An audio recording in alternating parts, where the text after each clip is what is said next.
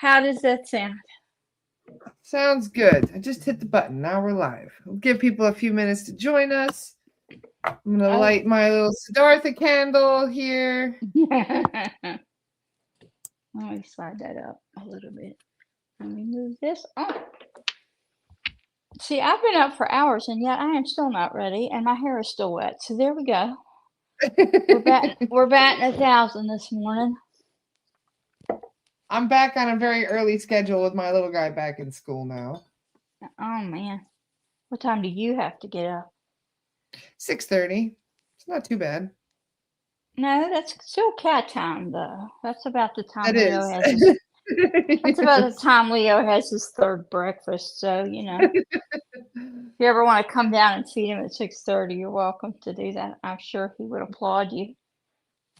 Good morning, everyone. Hi, Dipsy. Hi, Dawn. Welcome. Hi, Charisse. Good morning. I should say good afternoon. Charisse is in South Africa. It's already afternoon for you, Charisse. How far ahead? 5, 6 hours? About 6, yeah. 6 hours ahead, depending on daylight savings, because they don't do daylight savings like we do. That was one of my favorite things about South Africa. They don't change the damn clock. I wish they'd start doing that here because it's just so annoying. I mean, seriously. I know Leo especially doesn't appreciate it. He knows if it's dinner time or not. He's on his own cat stomach schedule, so like you can just practically base your own timing on when he's going to appear for food. Cats have their own internal clock that they demand to be respected. One day I posted that I was suffering from CAS, cat abandonment syndrome. It's when your cat goes to the other part of the house and lives there and only comes down when he wants food. So there we go. I developed a new disorder. I know some human relationships that are quite similar. Well, especially when you have a teenager. Yeah, that sounds like a teenager. Is he going through his phase? So you got TAS, teenage abandonment syndrome. Exactly. Oh, we're funny people. Anyway. Cherie says, loving the shirt you have on. Almost looks like traditional African ladies wear. Well, funnily enough, I got this shirt in South Africa. Charisse recognizes. Good for her. Fashion. I got this in South Africa, Charisse, funnily enough. So thank you for the compliment. Oh, it's really great to see you guys. And you, Angelica, what have you been up to? I've been really busy. I don't know how it happens. I schedule my month so that I get some space in between there so I can like collapse and rest, but it just doesn't seem to ever happen. It's just like all of a sudden emergencies come in and weird things. I found a new mechanic. That's important. My other mechanic disappeared. He disappeared off the face of the earth. I called, no answer, no answer, no answer. Different timeline. Yeah, well, no, it was weird because when I went to see where he was at the building he had, I guess he was renting it, gone, closed for lease. And I thought, oh my gosh. So I didn't know where he went, so I had to get a new mechanic. And I did it intuitively. And I think if you're looking, somebody asked me about that yet. How did you pick a mechanic? That was the question my friend asked me. How in the world did you pick a mechanic? Because his car, he bought about the same time I bought my car, so they both have issues.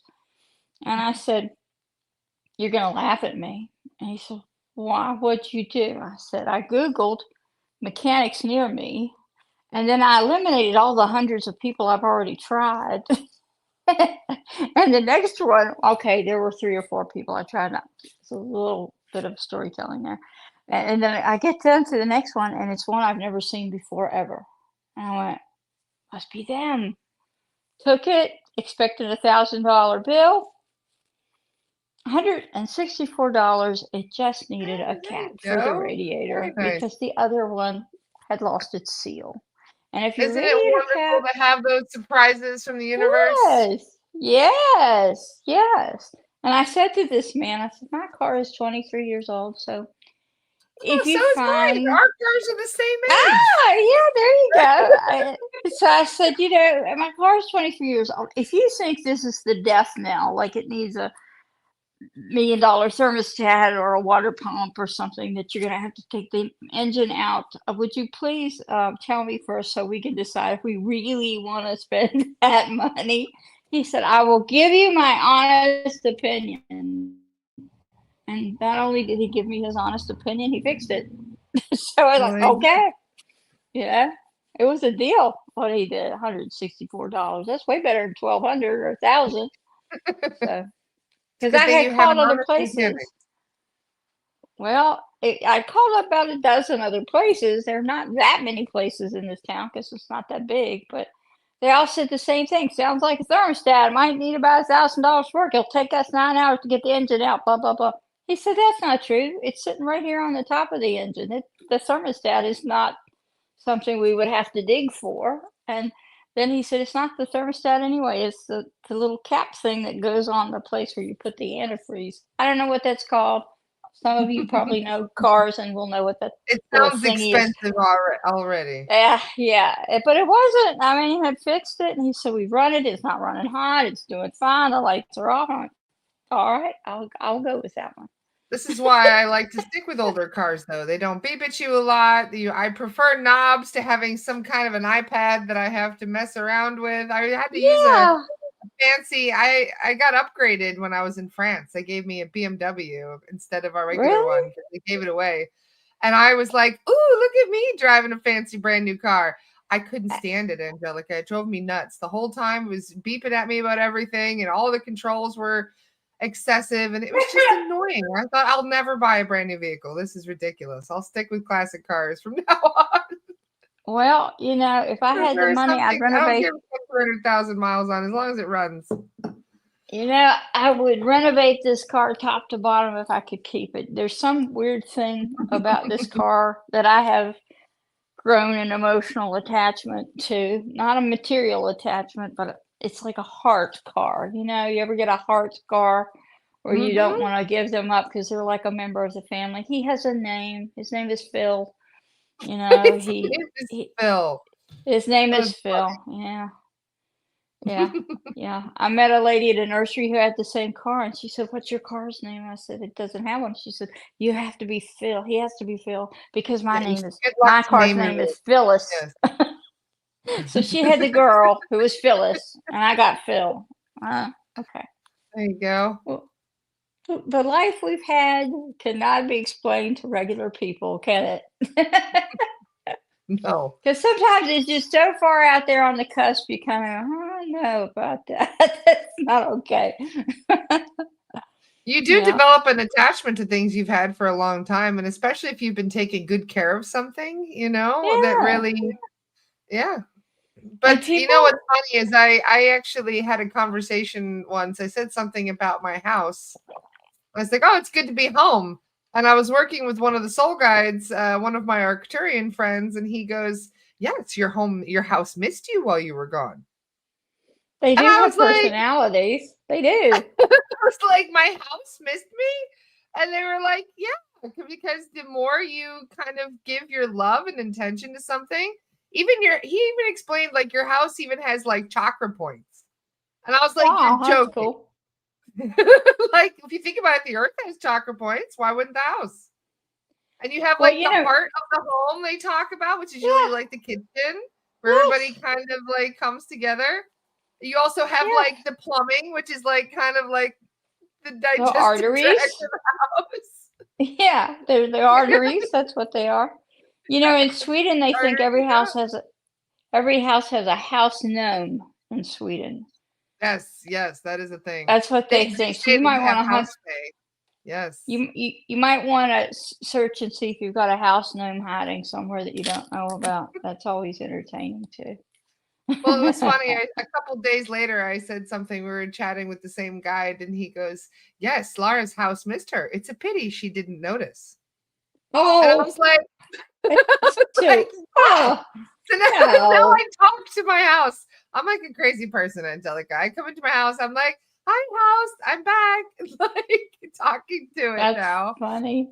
Well, I told you about Bluetooth. I can tell. I can feel. And you know what's funny? Like, I swear, sometimes it's almost like communicating with me because I'll hear creaks and things around the house, and I'll be like, I'm going to bed in a minute. Like, I know what it's telling me. Like, come on, it's starting to creak you a lot. It's time for you to go to bed. That's so funny. Is there somebody on the stairs? Well, I told you the best thing that happened to me was Bluetooth. Now I can talk to whatever's around me, and people don't look at me like I'm insane. You know, they're like, okay. I'm like, on the phone. I'm on the phone. At this no point, big you deal. just gotta laugh at yourself and be like, who cares? Maybe I'm nuts. I don't know. Who knows? Who cares? That's pretty funny. I'm amused by that, but like all my life, people go, woo-hoo-hoo. You know, if your car and you stop at a light and you're talking to whatever's in the car with you, and they look over at you like you're just crazy, right? But now it's like, I'm on the phone. I'm on the phone. Well, they say everything is energy, right? And that energy is alive and conscious in its own way. Sure so you can communicate with it regardless. I mean, I can talk to my mug if I really wanted to. It's still source. You know, I have a tree in my backyard. The tree is the reason I bought this house. I'm not making that up. And it is a huge tree. It is a silver maple. I thought it was an oak when I first saw it because it was so big. You cannot get your arms around it. I would bet it's 400 or 500 years old. It's probably been there for eternity. And we never had a problem with the neighbors on the side where it's at. You know, it's on my side of the fence, but sometimes it extends over the fence a bit.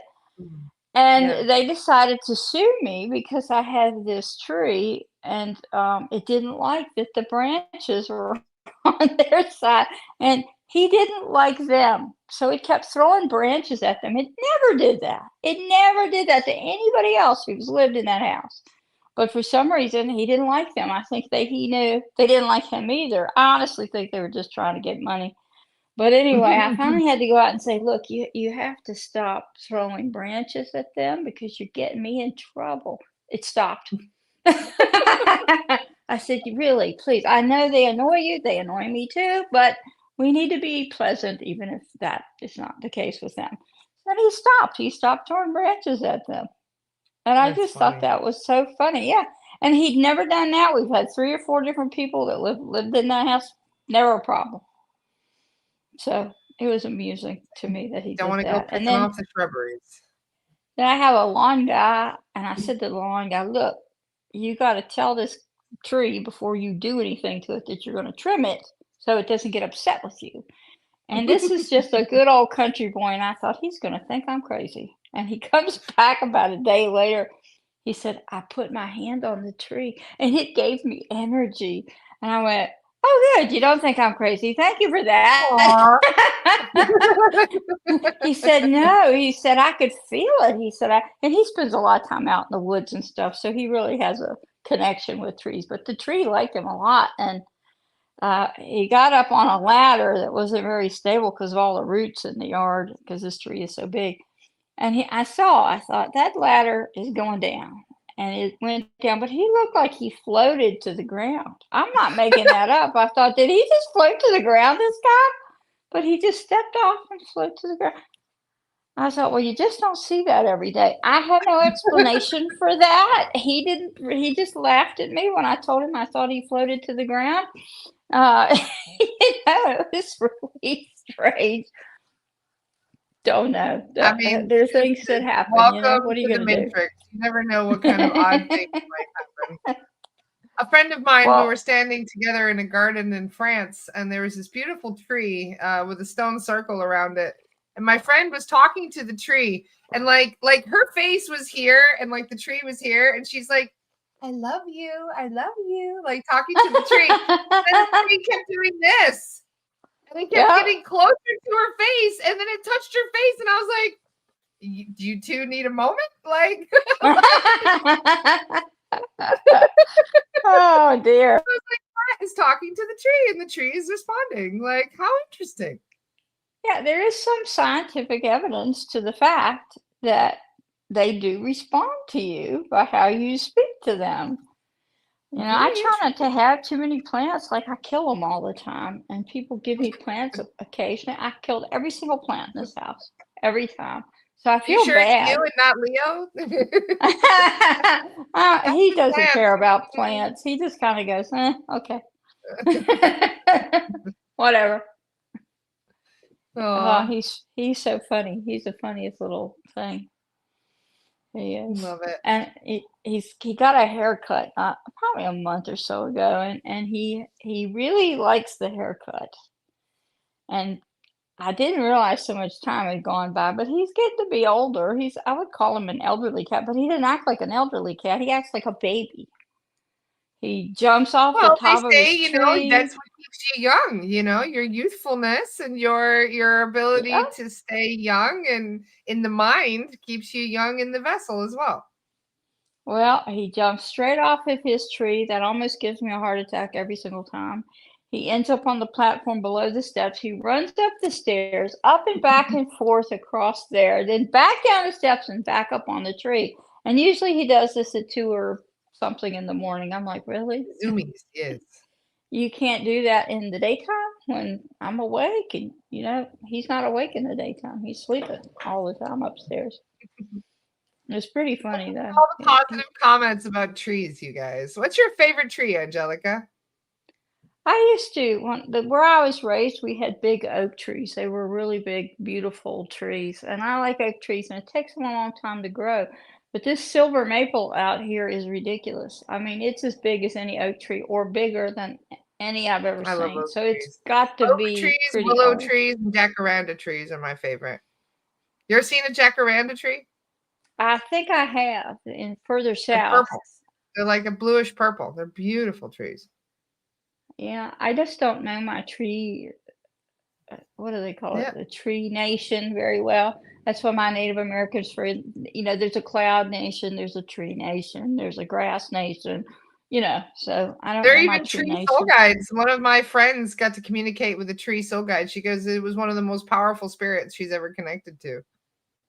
Was a tree. I had a weird experience like that in a field one time with people I was having dinner with. And they were looking at something that I couldn't see that I thought was imaginary, but I didn't say that, but that's what I thought. And they were over there, and all of a sudden I hear this voice go, psst. And I'm looking around, and I'm thinking, what is that? And I hear this voice say, we want to talk to her. And I'm looking around like, what her are you talking about? Mm-hmm. And I said, who are you? What are you? Because I like to know what I'm talking to before I make commitments. And it was this tree, and it was a single tree, but it split right in the middle like this and had 2 separate trees.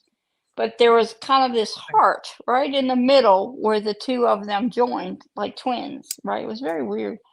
And I finally figured out it has to be this tree. I don't see anything else. It's got to be it. And it was like, yeah, it's us. And they said, we want to talk to her. So I was with a lady who was from Sweden. And I said, so you want to talk to her? And they went, yeah, we want her. Yeah, we do. So I'm thinking, I just met this woman. How crazy is she going to think I am if I yell at her and say, hey, this tree wants to talk to you? I mean, that sounds crazy, right? Don't ignore the tree. I yelled over. I said, can you come here for a minute? And she comes over. And I said, how crazy would you think I am if I told you there's a tree that would like to speak with you? She said, I love trees. I'm from Sweden. We have fairies. We have elves. We have this, whatever. I said, okay, well, that tree right there would like to speak to you. And so she was wearing a dress. She kind of pulled her dress up, climbed as close up to the tree as she could, put her hand on that little heart-shaped thing and had a conversation with the tree. And I went, okay, if I'm crazy, she's crazy too, but it seems like we both are on the same page, so I'll just go with that. It was so funny though. I think one of the most used trees that we use in spirituality is this one, Palo Santo tree. Yep. Sure. It's a beautiful tree. For those of you who are curious, that's a Palo Santo tree. That's very pretty. Yeah, it is a pretty tree. Palo Santo. I use Palo Santo every day. It's one of my favorite trees. It's just something about the smell. It's so uplifting. I think it is actually more. I think the vibration is higher with Palo Santo than sage or well, sage is more incense. for cleansing, they say, but Palo Santo is for uplifting and raising the vibration once you've cleansed the space. Know this, Palo Santo will talk to you. You watch the smoke, okay? If the smoke goes in the corner, go over there and clear the corner with it. If it goes straight over your head, that's okay. It means the space is clear. If it comes back at you, my router. well, it probably needs clearing from all that energy that comes out of the router is what I'm thinking. It probably is. That's funny. So you can smudge your router or with this. And I like it because it's not too strong and it really tells you what's not supposed to be there. And so if you follow it and do what it, and if it goes out, that's okay. You can relight it, but it's very intelligent, Palo Santo. Very, very intelligent. And not all people can take smoke. So the Palo Santo is a little less. I have a Palo Santo spray that I take traveling with me. I have a sage one and I have a Palo Santo one. So I'm kind of walking around doing this when I get to an apartment. That's funny. That's funny. Yeah, well, the white sage smell is oils if you can't handle the smoke. Well, that's what people do. Yeah, I have a friend that makes them for me, and she put white sage in the last clearing spray she made. And it's a very strong smell, but I kind of liked it. I've been making them as well. I put them in little bottles. You see this one, Angelica? Yeah, that's what she does. She puts them in little bottles too. This one I've been making. This one has I boil a bundle of white sage. I take the head of a rose. I throw that in there. I take some cinnamon sticks. So it's sage, cinnamon. I add a little bit of orange juice, a little bit of citrus to it. And then I add a little bit of the Palo Santo essential oil, and it smells amazing. It reminds me of Christmas. I bet, because all of those things are good things to use. The cinnamon is for wealth. The rose is a very high vibrational thing that has connection with certain beings. For cleansing, the Palo Santo as well. Yeah, I'm telling you that you guys got to try that sometime. Make that in like a simmer pot. You're gonna love it. I think the friend that does it for me, I think she leaves it out in the sun. She puts it in the water, but she leaves it in the sun and lets the sun pull the essences out of it. I think that's what she does. I make different ones depending on the time of year. That's interesting. I had a mint and citrus one over the summer that was really nice as well. Because mint is also very deterrent. Like spearmint is very good for deterring astral parasites and things as well. And regular ones you get clever. You get creative with these things, and you mix and match and see what you like. Do you ever try putting marigold in any of them? Because that's marigold is a good one. I like lavender and jasmine. Oh, me too. I like both of those very much. I have lavender and jasmine for my night scrub that I have. I have a scrub that I do with a sea salt scrub and coconut oil, and then I had scrub down with that in the tub and then spritz it. It's really nice with the jasmine and the lavender. That sounds really good. Yeah. You should write a book about how to do that. I'm going to write a beastie manual at some point. So how to deter beasties while smelling great. So that's going to be one of the chapters. You're going to smell amazing. The beasties aren't going to agree, but that's fine. That's the point, right? You just I can't stand normal fragrances and stuff. I had to walk through the airport, and you know how they funnel you through a certain area through the airport where you have to walk past all the perfumes. I have to hold my breath when I go through those areas. They make me instantly feel sick. So, I don't go to airports unless I absolutely have a really good reason to, because I don't like to fly, but I also don't like to be in crowds and crowds of people. So to me, an airport is like misery. The last time I was in an airport, they had changed everything since I'd been there so many years before, and you had this thing that you have to walk through and it scans you. So I come out the other side, and there was this very mean-looking security guard, and I said to him, "Did you see any cancer?" And he just looked at me like I was crazy. I said, "No, you got the whole body there. You didn't see anything while I was going. Should I go through again?" And he's just like, "Go on, go on." I do crazy things like that just because I like a reaction to see what people will do. Airports are a cesspit for entity attachments. They are. Well, it's just a cesspit with people too. I was walking through it the other day and I felt my feet were killing me as I got from the airport. And I thought, well, maybe it's because I had to run all the way from like in Frankfurt, Germany. I had to run from, I think it was like A6 or something like that to Z62. So I was running all the way across the airport. Oh. By the time I got on the plane, both of my feet were really sore. And I gaslighted myself because I thought, well, maybe I picked something up as I'm walking through the airport. And then I heard, no, you just ran through the airport. You're carrying a heavy bag. That's why. It's no big deal. I get home and my feet are killing me. And I said something to my guides. I'm like, can you just check my feet really quick? And they're like, oh yeah, you picked up tons of implants. There's stuff all over the airport. As you're walking, you pick up implants that are like all over the floor. And as I saw it in my head, it looked like a burdock or like a little mini sea urchin type of thing. You're just walking through the airport and you step on them and then you pick them up and take them with you and you don't even know what's causing the pain. And I couldn't believe that. I was like, really?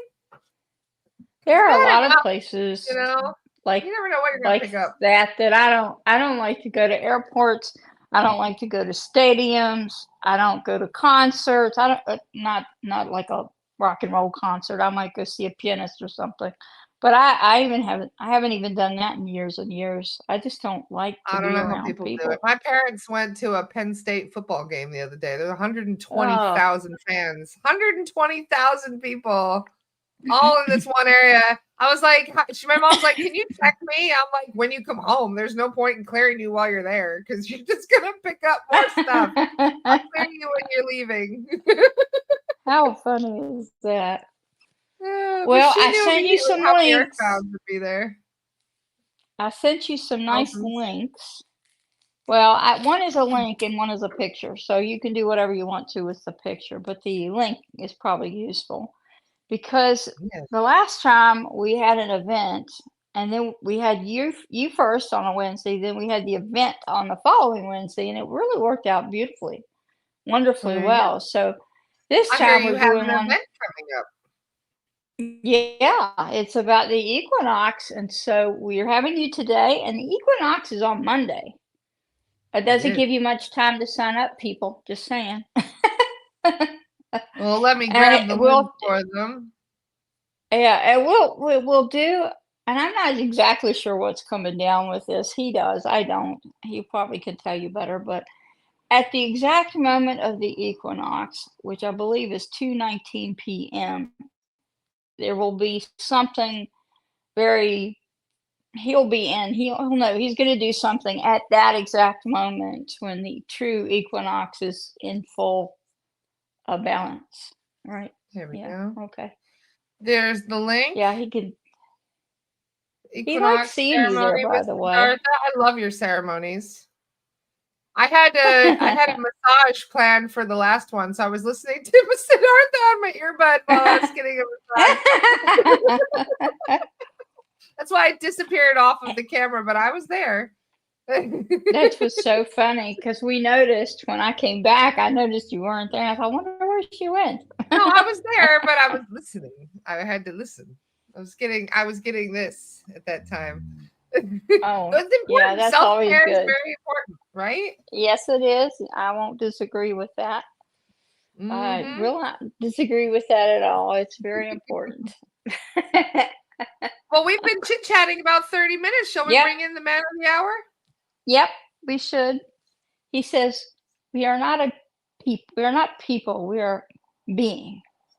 Okay, you tell her your protocols about that because I don't want to explain it. He's really funny. I'll call something. I'm not a person. I wouldn't want to own being a human either, Siddhartha.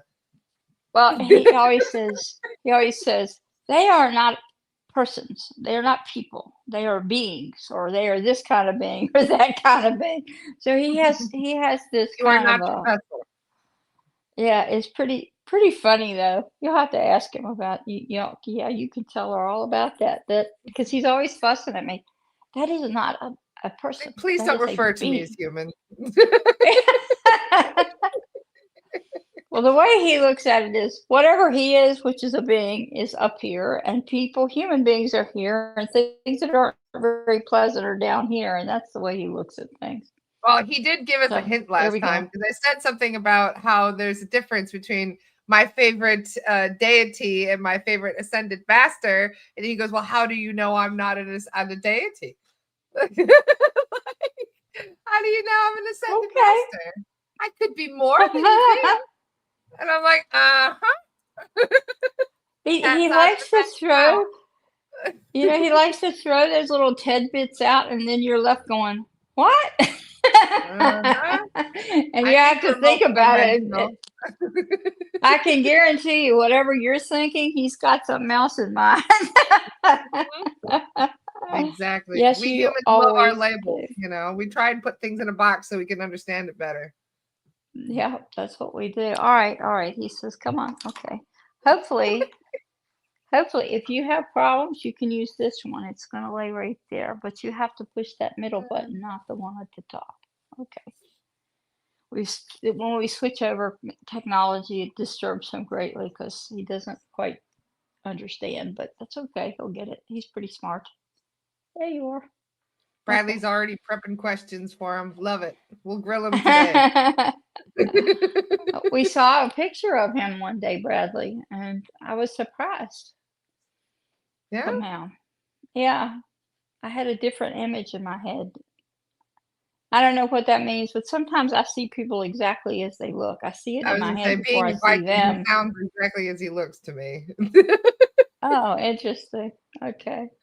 Well, I didn't hear him. I just saw, I don't know, it was a post with his family or something that had no sound. I didn't hear him at all. I just saw him. I thought, oh, that's not exactly what I thought he looks like. Okay. We'll adjust. Maybe it's from another time. I know. Okay.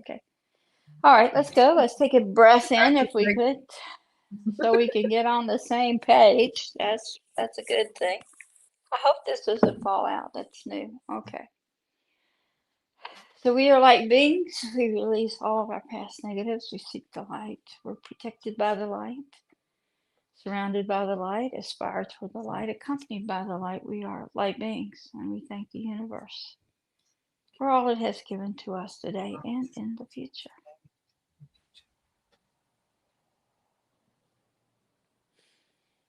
There you are. Hello, my friend. We are so happy to see you all today. I have missed you. How have you been? We were with you. Why would you miss us? I've been talking to you quite a lot recently, so I had a feeling that you might be. You just pop into my head, and I think, oh, he must be here. You are right.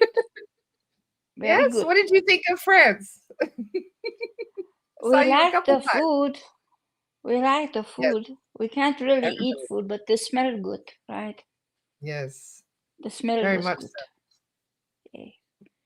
And we liked, there's some place you went that had a beach. Where was that? We liked that was in Roses in Spain.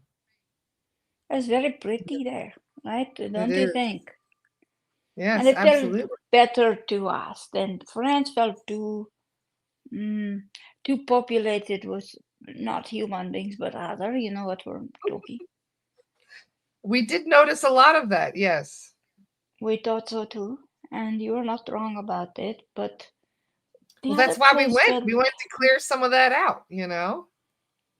It's so old.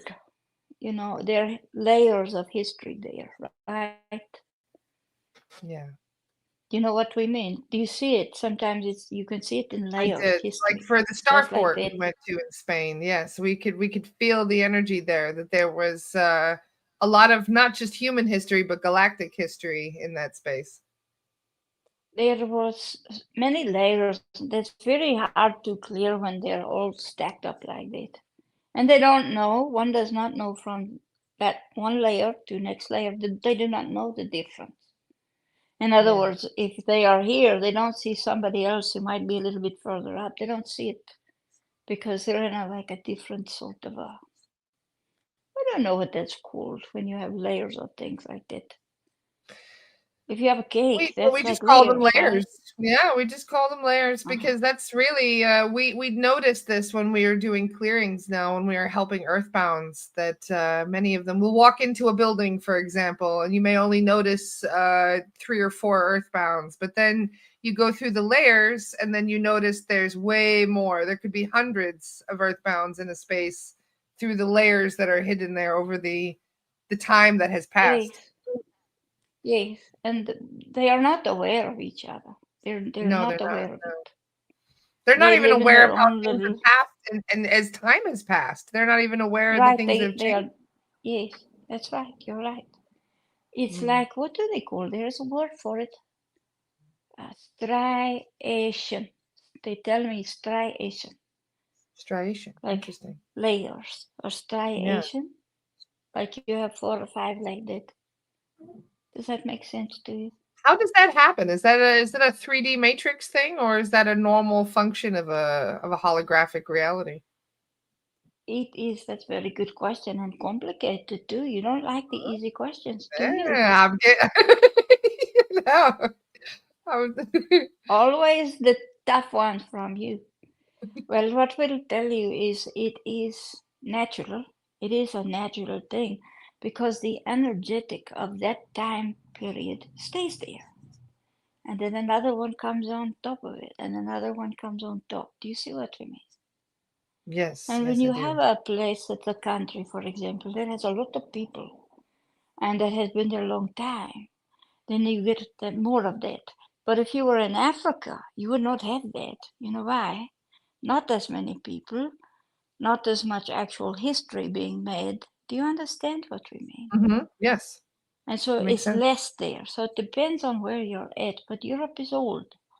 And because Europe is old, it has more of these layers or One place we striation. found had 17 layers. That's not a surprise. Yeah, There are probably places that are more than that. It's yeah. depending on how old it is, how many people have been there, and sometimes there's not one because there are no people have been there. You see what we mean? Yes. So it's very It causes a lot of complicated. confusion for mediums that are trying to cleanse the space because if you don't know about the layers, you won't know how many more earthbounds have kind of fallen between the cracks, so to speak. Or if there are good medium, they should be able to see it in layers. You Mm, see what we mean? yes. Our Yes. vessel went one time to clear some house somewhere in this state, but at the bottom of the state, right? And it was old house, like castle. It was like a castle. They called it that. They called it the castle. It was the only house like that in that little town. Okay. And from room to room, the layers were different. And of course, the basement had the most layers because that is where very many unsavory things would happen. Do you Mm-hmm. understand? So it Yes. had more layers than, say, the upper, like bedroom layers, because there were not as many people there over time. And she would see people dancing like a ball or whatever, and then she would see another aspect of history and another and another. And it took her a little while to figure out what was going on there because it looks like an energy loop, and sometimes it is that, sometimes Yes. it is not that. And that's what's confusing, isn't it? Yes. Like with battlefields, we've noticed that with energy loops, Correct, especially.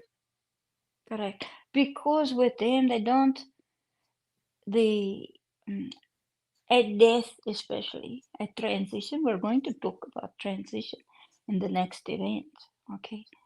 And so when you have transition, and death is a big transition, isn't it? You go from physical to non-physical, right? Very Mm-hmm. often human beings are not aware of that either because of the belief system or whatever. And That's why all of many a sudden earthbounds they're, don't know they're deceased. Yes. that's right. And so that's why when when they leave the physical body, they're just not sure because being out is very similar to being in, as Bessel likes to say. But when they had left the physical body, they still want to do what they were doing when they were physical, but they can't. And sometimes if the death is very traumatic, the energy of that death stays in the land or in the air or energetic, it stays there. It doesn't leave. Right. And someone has to come back and say, okay, this is not a portal, but this is an energetic loop that is stuck. Let's clear that. And so you We clear found a that. big one of those off the coast of Scotland that was a loop like that created by the flood, and there was all kinds of animals that were trapped in that one space, going back. I mean, we're talking 12,000 years or more, because Yes, of the trauma that occurred in that one spot. yes, that happens. It happens often with battle. Yes. It's a little more difficult for animals to have that kind of trauma, but they do on occasion. It's it's a very weird thing that this happens, but the earth has energy fields around it, right? And so that is part of why things get trapped. Do you understand? Yeah. Because the fields are already there, but the memory, the energy of a thing will stay closer to the earth because of the fields above. Do you understand what we mean? Yes, yes. I found one of my friends in this loop. My friend Galis, when she was burned at the stake 400 years ago, and she was in an emotional loop. So she was basically Yes, looping the same emotions from the trauma over and over. And when yes, we pulled yes. her from that loop, she snapped into modern times and was like, wow. Like she didn't know what to think. She was a bit like shocked, over a 400-year gap to jump from the 1600s until now was quite a shock for her. Usually the actual loop is energetic, it's not conscious. Often the Yes. consciousness will go on because the consciousness realizes, oh, that happened. I got shot, or I got hung, or burned, or whatever. Yeah. The consciousness of the soul remembers that. Sometimes, now, if they have issues with their brain, for example, they have memory loss or they have Alzheimer's or something like that, then they get stuck because they can't understand. Yeah. They lose the discernment between what is consciousness and what is energetic. You see what we mean? Yes. And time doesn't pass the same in the astral that it does here. You are right. You're right. There is no time. That's why it feels like they've been there forever because they don't know. There's no time. So that's why they So somebody that's get been stuck stuck. for even 12,000 years may seem like it was just yesterday when this happened. Yes, they don't know the difference. They don't. And you Well, have that to gives explain me it to some them. comfort, at least, considering how there's probably a billion lost souls on this planet. Well, and you have to explain it to them. Look, it was this year that you were transitioning and got stuck. And there is this year, which is a long time after. So it will be hard for you to adjust, but you need to do that. And explain to them that they have physically left their body, but they have not returned to where they need to be. And it's good to send them where they need to be. Your guides Yeah. can help you with that. Just say, would you please take this person where they're supposed to be? You don't have to know where that is, just send it. And the guide that is helping you will know where they're supposed to go. You see? I have a couple people that I know that attract lost souls, where wherever they go, the lost soul somehow gets drawn to them and follows them. I joke it's kind of like a conga line, because there'll be a line of they'll be walking and there'll be a chain of earthbounds behind them, and or even attaching to them, expecting to be crossed over at some point. This is an odd question or odd thing that you're telling because Vessel just got text about that this morning. Really? Early in a different time zone for them, but early for her. And what we will say about that is these beings, these lost human beings, you'll put it like that, they are with they are looking for the light, and they mistake that person for light. Yes. You see what I mean? That must mean you're a So bright light to be mistaken for the tunnel of light that yes, takes you to yes, heaven. yes.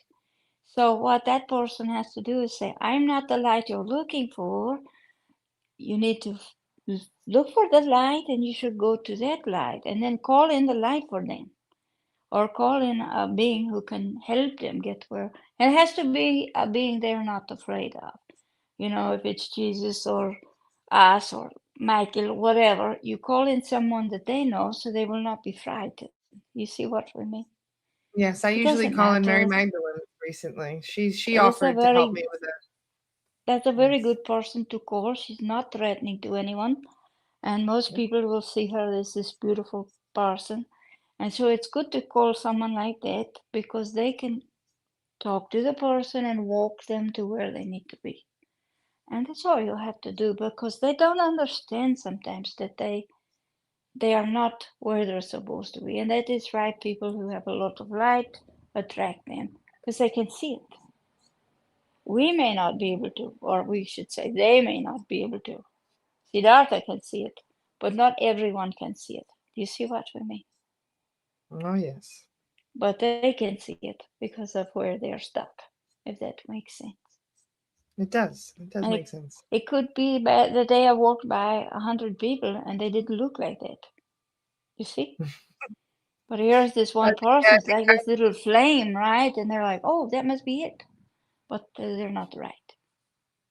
the guides So gave yeah, us some funny advice the other day because I have a client that was getting a lot of earthbounds in her house. They just keep coming in. So one yeah, of the first things they said was make sure you don't have any welcome signs outside the house because welcome is an invitation. If you have a yes. welcome mat in front of your house, it's a good idea to remove it because it's an automatic invitation to come right in. But also they said if you have a sign, if you're one of these people, you can make a waiting area outside the house, put a little bench, little flowers, a little sign that says please wait here. And then, the earthbounds will come and sit in that spot and you can tell them, hey, if just wait here and I will call in somebody for you at the end of every day. And once a day, you just call in to Mary Magdalene or whoever you resonate with and ask them to help cross over the lost souls that are waiting to be crossed, like a bus stop, basically. We were thinking Harry Potter when the bus comes with Harry Potter. You remember with that little weird skeleton and Yes. bad driver, right? We want somebody that's a better driver than that bus driver. And the bus gets skinny and fat, right? Yep. That's pretty funny if you think about It it. is. Hey, there's a lot of truth in that. Yes. So we think it's sort of like that. Maybe they've been watching Harry Potter. What do you think? Well, either way, I think it's a good idea because there's a lot of earthbounds that people end up to accumulate. If they like your light, chances are you're gonna have quite a lot of earthbounds attaching to you and following you around. It's not, They can it's be very not, draining well, energetically. it's not that they're trying to attack or to hurt you. Yeah. They just are confused. They don't know what they are doing. And some have been lost a long time, so they're even more confused. You see what I mean? Yes. Yes. And so that's why they get confused. We would say, don't put the sign out that you should wait here. We say, don't do. We think put light around your house so that they will not come past the light. They will stay outside the light because it's the light that is attractive. You see what I mean? Put some salt around the house and a big loop around Yes, right. But it's very interesting because others, like Siddhartha and like other types of beings, will come get them. Because you can't just leave people standing around. You have to come help them, right? Yes. And depending on what person believes is what makes it easy or difficult. You see, if they believe there's nothing after death, they are the worst kind because they will not believe that they are not in their physical anymore. They really Yes. will not. And you have to say it over. You are not still in your body, and it's time for you to go. Those are the And so ones that you see still going to work, still going to the grocery store, still going to the yes, gym every day, not even knowing yes. that they're deceased yet. We had one woman who came to this house, and a man, Vessel could see a man follow her in. And Vessel said, you know, this man just came in with you. It was her fiance from 17 years before who could not understand why nobody could see him.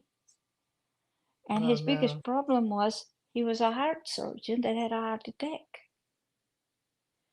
He was so compulsive, obsessive. He knew he was having a heart attack, but he wanted to make sure the lawnmower was put away and all of the tools. Don't do that. If you can get to the hospital, you should do that. The other stuff will wait until you're back. Okay? But that's what he did. So he made a mistake and he actually died before they could get him to hospital. And once they got him on hospital, they got him on life support so that people could come say their goodbyes, including fiance. Well, he followed her home, thinking that that was a good idea. It was not a good idea. And then he would not leave her. He never would leave her. So she was hoping Vessel could fix that. And we did. We fixed it for her.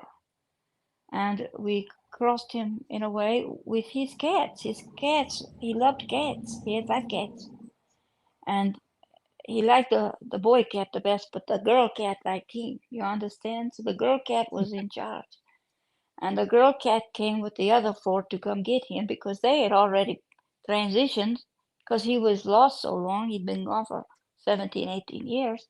And they'd all transitioned and they were coming to get him. If they had not come through to get him, he would probably still be stuck because he just refused to think there was more than what was physical. He could not get past being doctor. And so cats came and the cats were able to take him where he needed to be. So sometimes it's not human being. Sometimes you have to have your pet come get you. What do you think about that? I've had that a couple times. There was a young man who was murdered. Very sad story. His body wasn't discovered. We found him curled up in the fetal position next to his body, in absolute shock. We called forward his grandfather. We called forward an angelic, and he wouldn't get up. He was still. And the grandfather was like, come on, lad, get up, get up. And he refused. He still had his hands in his face and was shaking with fear. We called in, his grandfather called in his childhood dog. It's going to make me cry just thinking about it. The grandfather said, well, hold on. I know somebody who's been waiting for you. And he called in the childhood dog. And as soon as the childhood dog came, he immediately got up and, like, you know, dusted himself off and wiped away his tears and was hugging and kissing the dog. And then they said, are you ready to go home? And he crossed over with his grandfather and the dog. Yes, that happens very often too. It was the first time we had 5 cats to come, though. There was, and he liked a male cat. He liked a male cat, but the female cat was no. Loved ones, and then 5 cats that come through a portal. Yes, and the female cat said, "No, I'm in charge. We're taking him. He shouldn't be here." Oh, she did, and so they all made him go with him. And he had a child that was also transitioned. He had people. He didn't believe in an afterlife, so it made it very difficult to talk him into it. But the cats, that's all it took. Oh, the cats are here. Yes. Okay, go with them. Have a nice life or afterlife, whatever. Come on, that was a little funny, wasn't it? So I was just reading one of the questions somebody asked, do basically all atheists, are they likely to get stuck as an earthbound because they don't believe in an afterlife? We will just say we can't tell you all or not all. There are an awful lot of souls in the universe, just saying. But if a person absolutely believes there's nothing beyond physical death, they get in trouble. Because they don't have a notion when they are out of their body, because it is no longer viable, they do not have a notion that they need to move along to a different realm. Okay. And so each person with their belief system, for example, we use this example a lot. the Tibetan Buddhists think that once you have transitioned, that you walk through the bardo for 31 days, right? And the people you leave behind will pray for you the whole time you're going through this way of transition, right? And Right. what happens then is when they get to the end of the line at the 31 day or 30 days, however much is in a month, uh, they will get to meet and choose their next parents, you see?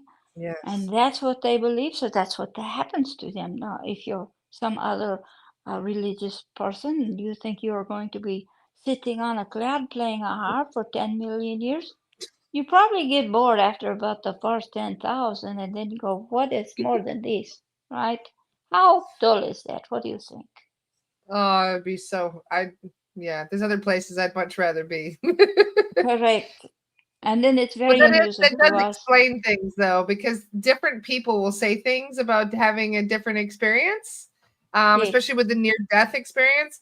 There's a yes. famous actor named Al Pacino that I don't know if you know who Al Pacino is, but Oh, yes, he we is an watch very atheist. many Yeah, movies. yeah, okay, you do know. You know, Al Pacino had a near-death experience, and he is an atheist, and he saw absolutely nothing. He saw blackness, just darkness. Well, we'll tell you if you expect to see that, guess what happens? Yes, But he did that's not go exactly. far enough into this. That was what happened to him. He did Yes, that not makes go sense. far enough. Most people who have near death experience are very disconcerted when they come back because they don't understand. We had one man who died 3 times in a helicopter going to hospital, and he found Angelica through a woman that was in a death or a near death experience group, a physical one, not the internet one. And this woman sent him to her, to Angelica, and he said, I don't know what is real. I don't know if this is real or if that was real. And Angelica said, it was both real, just different, because your soul had the other experience. Your soul is now back in your body, and we had to put him back in like 3 times because he kept popping out. And he was a very mathematical man, very practical. He had a job that required that of him.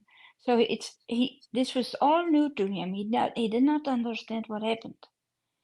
And then eventually he realized that indeed his near-death experience was an actuality. It wasn't a dream. It wasn't a nightmare. He was where he thought he was. And that's what happens. Sometimes there will be a shift in the human being because they have an experience like that. But you need to allow yourself to go far enough down that path to know where you're at. But also, if you believe there's nothing, you get stuck like that heart surgeon who really was not concerned he was having a heart attack. He thought he had more time. He did not. He died in his driveway and they rushed him to hospital, same hospital he worked. And when he gets there, then they have to put him on life support because it's much too late. You see what I mean? And he Yes. watched them. He watched them do all of these things to him, and he didn't understand. He didn't understand why his fiancée could not talk to him, did not see him. But he didn't want her to continue to have another life. He had made plans for their honeymoon, for their wedding, for the ring he bought her, all this stuff, right? Yeah. But it had been 17 years before she could find someone to get rid of him for her. But we were very surprised it was the cats that were the ones that got him where he needed to be. We were very happy Um, to see them. I do have a question. So I had a very difficult case the other day. Yes, There's a young lady who was murdered on a train. yes, There's a lot of people who witnessed this because the recording was shared all over the internet. So millions of people saw the terror and the horror that she went through. yes, So we went and we tuned in to check her. We checked to see if she had crossed over. She was still in a loop of terror, basically. yes. we helped her. We pulled her out of that loop, and we found out that she was angelic. That she had taken a human body to come here and be part of the shift, that she was here bringing her very high frequency energy. She was like a transmuter. Everywhere she went, she transmuted the energy there in that space. Well, this is what apparently made her a target by someone who was riddled with entities. We found more than a dozen reptilians on this person. We found nearly a dozen demonics on this person. This person was a shell of themselves, if you know what I mean. We found 38 dark contracts on this person. It was one of the worst cases I had ever seen. And I asked the soul guides how the situation was so bad. How could it get to be as severe of a possession as it was? And they told me that not there. Person was not there. No, he was not. But what's interesting is they told me that he keeps reincarnating, but he doesn't go to the light. When he goes to the light, he doesn't go to the high astral. He still goes to the lower astral. And I asked my guides how it happens. He has karmic debt that he has to pay. Yes. And that's where he ends up every time, because he keeps doing the same thing over. In essence, however, the body of that human being was perfectly possessed. Yes. And the soul of that person was not released by what was enslaving him. Do you understand? Correct. Yes, I do understand that. Yes. All right. So what you do, and the girl was not really angel. We think what happened is when she was in that moment of death, that soul left. The angel stepped in because the angel was giving her soul the ability to leave. Do you understand? Okay. The angel did not want her to suffer and took. Well, what's interesting is about the as above, so below. That is the one thing that I am so interested in learning about, because many people believe that there is a sort of soul trap that can occur on this planet. Not that everybody experiences this. I believe that this is a rare thing, or at least for the souls who are the most traumatized, the most tortured, the most heavily cursed, and that sort of thing. So I'm just wondering, how does it get to that point? They choose it. They choose Interesting. it. Now, some do it unknowingly. You understand? They don't realize what they're doing. And many people are seduced, if you want to use that word, by what is darkness, because they believe it. Darkness lies, right? So when this person wants something so badly, that makes them a target. And they'll say, we'll give you that man you want, the money you want, the car you want, or whatever you want, but you just have to do a little thing for us. And they don't realize that this thing has not their best interest at heart. Do you understand? Yes. A true angel will sacrifice themselves like this one did for this girl. That's what they do. They cannot stay in a human body because they're not comfortable that way. But for a brief minute, they can do that. And they can release that other human being at the moment of death. Do you understand? Has to be at moment of death. So the question you're asking is a really difficult question, because it varies from situation to situation. Do you see? Mm-hmm.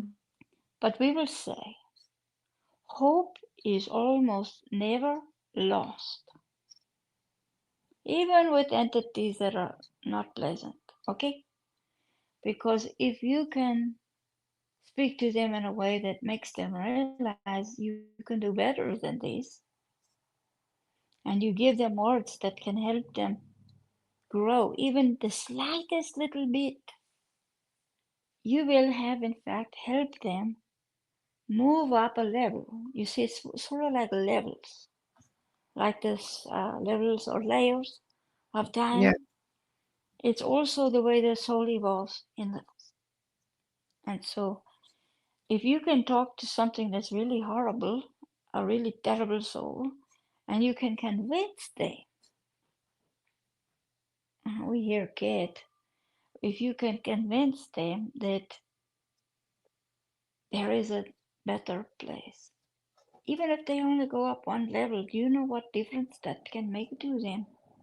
I can only All of a imagine when sudden, you're that low. yeah, it is like they take a veil away or take a curtain, move a curtain.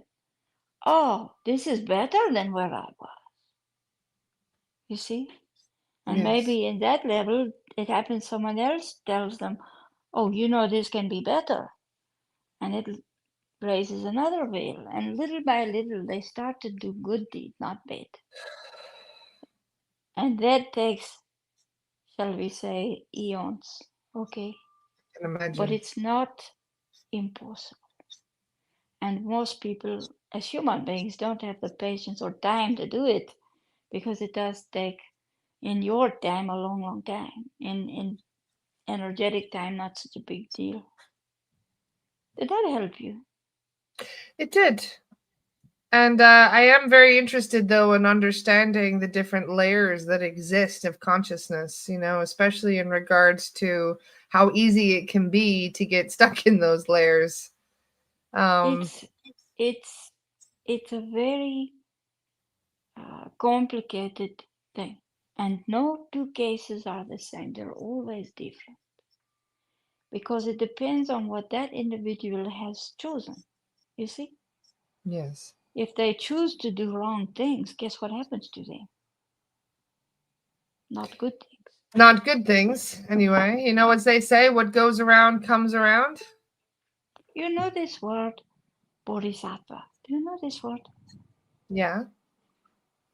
So bodhisattva is a soul who gives up their own sacrifices, their own enlightenment to come back to earth and help other people. And to do that, they have to follow certain rules, if you want to call them that, or tenets, something like that. Yes, we hear you. Do you hear him? Yes, You it's hear that okay. meowing? What are you doing? What? He You says, I want cannot eat snacks. yet. He wants food, always food with his cat. What do you want? He got toys, new toys. He's got snacks down here too. He'll The live a new little while toys, longer. yes, he might just be loud about it. That's the only problem. It's He used okay. to be quiet. He would chirp, not meow like, but now he's meowing like that. And it's like, really, you He's have to like, do hear that? me. Well, we think it's something like that. He's very amusing to us, this cat. He can see things, the cat too. He can see a lot of things. I can And he imagine. knows Siddhartha will not get out of the chair and go feed him, so, but he always asks, just in case. Well, What? if you know spirit, you know to ask. You never know if you're going to get Yes. Well, he knows Siddhartha does not do that. Now, Vessel will hop up in the middle of the night and go feed him. Siddhartha does not do that because Siddhartha is not very good at hopping, if you know what we mean. Hopping, Yes. yes, but not hopping. That's an extra P, we think. Two P's. So, So we uh, uh we do have a couple people that had some questions for you today. I'm yes, just scrolling back up. If you guys have more questions, feel free to ask them. And then we could do perhaps a little guided meditation if you're up for that, Siddhartha. yes, what time do you have? Oh, we've still got plenty of time. All right. So, Mr. Bradley would like to know if there's other incarnations that you might be able to tell us about, other times that you chose to incarnate as a human. The last one was as Siddhartha, which is written about, not always accurately, but to some degree. We will tell you that when this goes back to, remember we left you dangling with a little niblet of a question? Do you remember when we Yes, that did is that last actually the time? second question that somebody has next. They're going to ask the same question again Remember that because nibble? then he wanted to know if Vishnu is one of your possible incarnations. And we would like to know how they would guess that. You know I who don't know. Vishnu is? Vishnu was Yeah. a deity, a god, Yes. if you want to put it. And Siddhartha was like what you would call avatar, sort of, but not exactly like that. It's hard to put into English words what it is that happened with that. Let's just say that Vishnu has a very big impact on Siddhartha in that life as Siddhartha, and a little different in this non physical life. Does that help you? It doesn't, Hmm. does it? But at least it's interesting and it makes you have to think. What do you think of that? I think you're playing coy. You are right, because we want people to consider, not to give them every answer. We don't do that. But we do have fun not doing that. We Mhm. should say it like that. We have fun not doing that. See, I like it that you keep us on our toes. Yes, all those are good. Yes. One person that Harpreet wanted to know, Baba G, please tell us, is the world going to get better? We're living through times that are so unpredictable and with so much evil carrying on blatantly. It's not as blatant as you think. It is what people have chosen in terms of why it's here. It could not exist here if people would not accept it. Ah, that was big, wasn't it? But we'll say that it always gets better. Even when you don't believe it's possible, you're going to see very soon a shift that you're not expecting, and that will help people become more, you know how we talk about more than what they believe themselves to be. Now, that was another open ended question, wasn't it? I was gonna say, yes, you're getting us the political answers today. We would not call them political. We're just telling you it's good for people to consider. You know, what is profound is very important for people to reach. Do you see what we mean? Oh You have yes. to Oh, reach your own profound understanding of the way not just the world works, but the universe in general. And people have a lot of misconceptions that they believe with all of their heart. But as we like to tell people, belief and truth are not the same. And you have to sort out what is really the truth. And we do mean the truth, because truth is truth, isn't it? And so we yes. like to, even if a person, for example, has a set, as what do they call it, an individual private session with us, right? They talk to Vessel first, then they talk to us. And when they talk to us, and we always say us because we're speaking for all of the beings that that person brings with them. You see, we facilitate the conversation between all involved. That's what we like to do. Yes. And so what happens even when they're having their session with the recording, we say to them, don't take it at face value. Go back a week from now, 6 months, a year, and listen again. And we promise you, everything you thought you heard, you will reevaluate and say, that's not what he really said, is it now? Because we speak in a way that the sentences are, in fact, what do they call it? Eternal. Okay. So Yes. they will always come back around to mean what you need them to mean at a certain particular time. That's fascinating, isn't it? It certainly is. Yes. So a 10 Everything word happens as it's sentence, meant to. yes. So a 10-word sentence may seem very simple at first, but as your time, your life progresses, all of a sudden that 10-word sentence goes, it's like, whoa, that's not what I thought he said. Oh, that's not what I think he actually meant. Do you see what we mean? Yeah. Because your life is continuing to roll forward, but our words are still there for you to hear. Isn't that fascinating?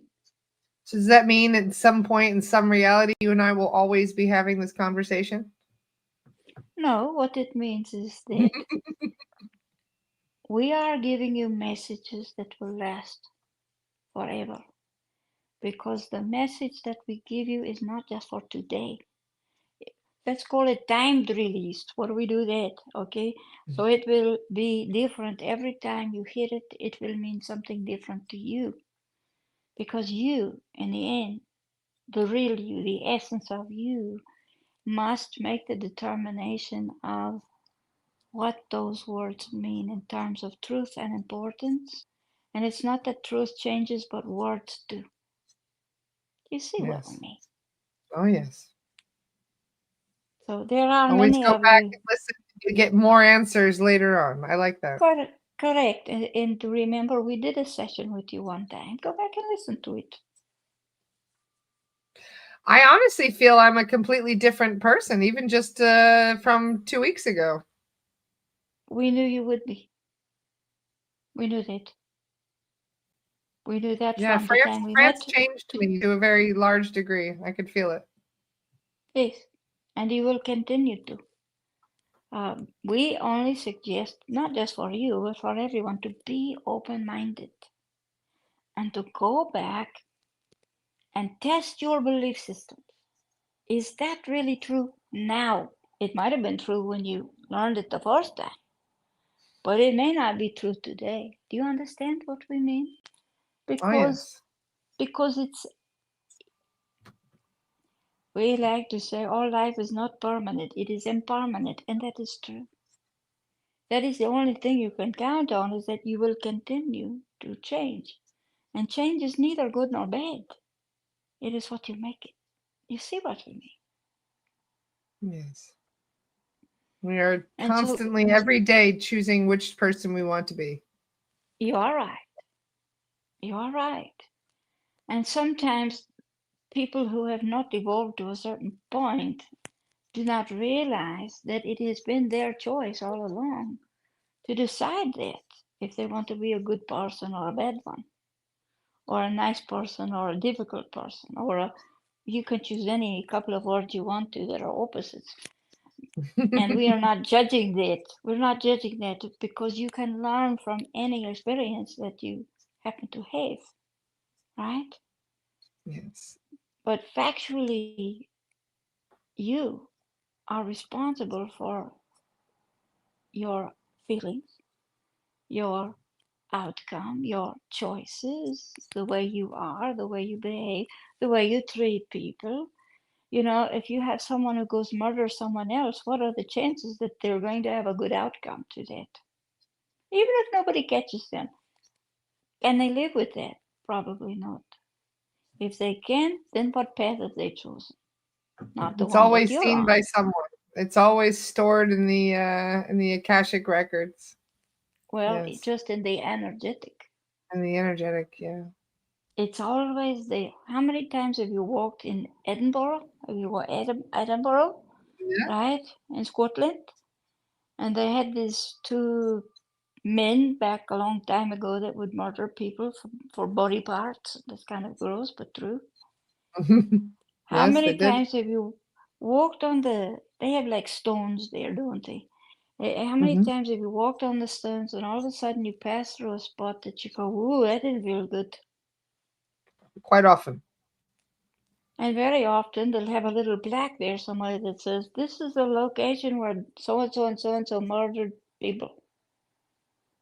Have you ever noticed that? Usually it's a little sign Yes. like that. That's why I like It's, walking around there so we can clear that out and cross over the people that were probably stuck in that spot. well, it's also the energetic that it's in the dirt, in the stone. It's in the stones itself. I know. The residual energy And of the event is in the stones. correct. Yes. And so it's like a memory that the earth has stored. That's what it's like.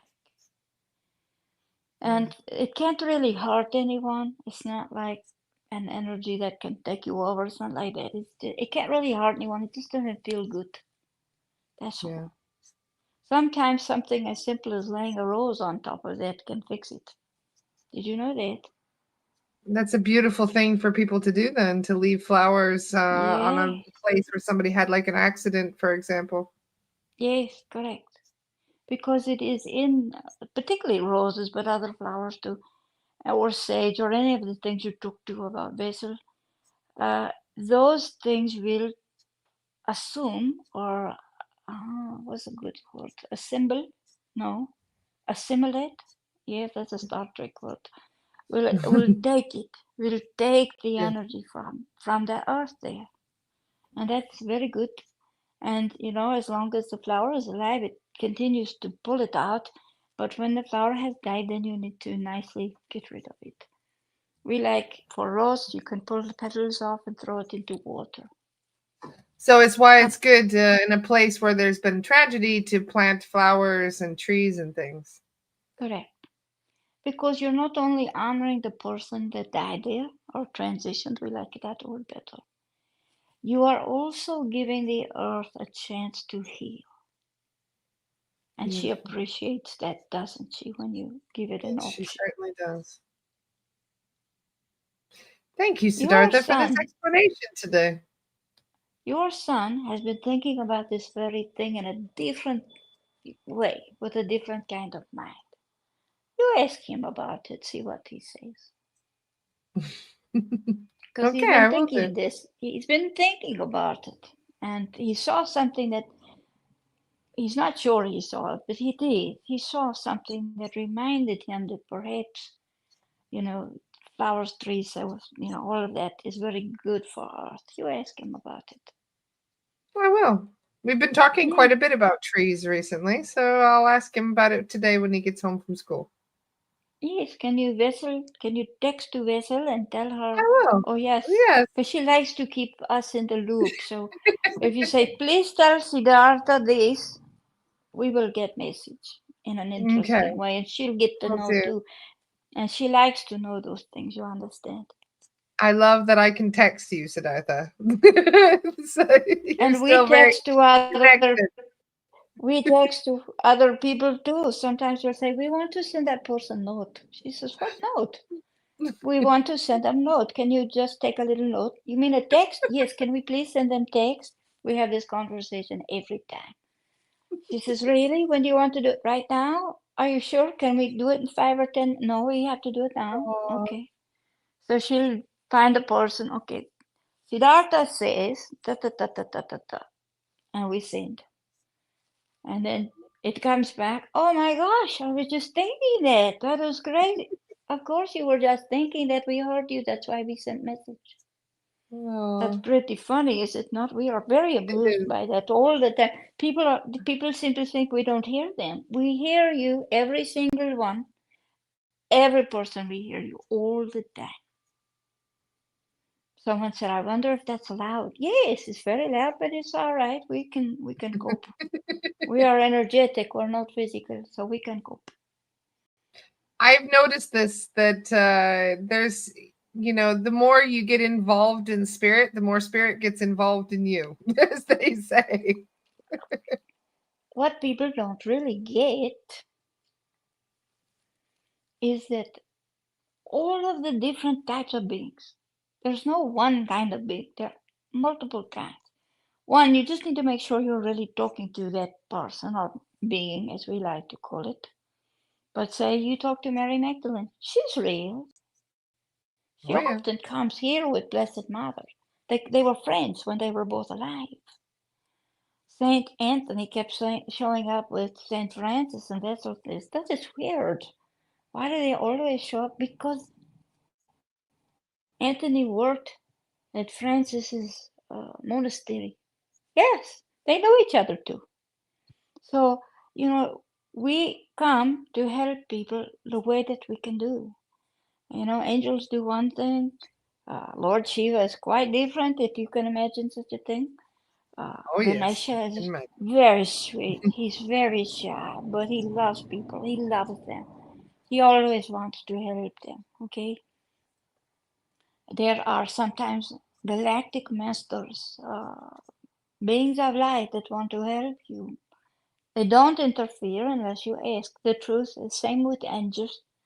The same with Eastern. Kuan Yin, she's the mother of Asia. Okay, that's what the way people call her. That she's Bodhisattva plus. Okay, she's really Buddha. They just don't want to call her that, but she is. Oh, yes.